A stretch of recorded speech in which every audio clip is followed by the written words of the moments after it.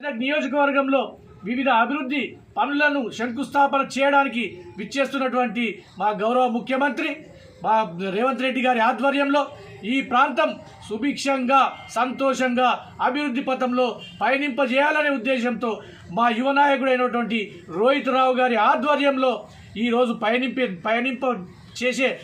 దశలో ముందుకెళ్తున్నాం కాబట్టి దయచేసి ఒక్కసారి మాజీ మంత్రి గారిని మేము మనన చేసుకోవాలని చెప్పి మేము అడుగుతా ఉన్నాం.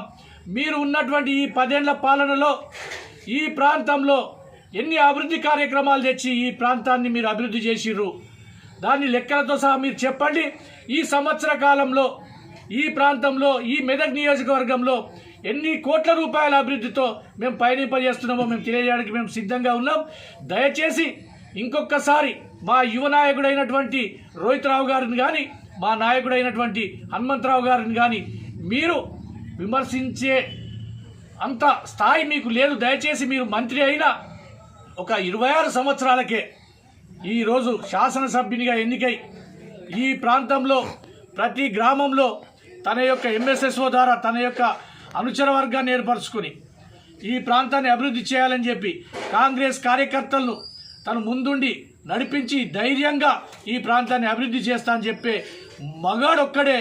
ఉన్నాడని చెప్పి ఈ రోహిత్ రావు గారే ఉన్నారని చెప్పి సందర్భంగా మేము తెలియజేస్తూ దయచేసి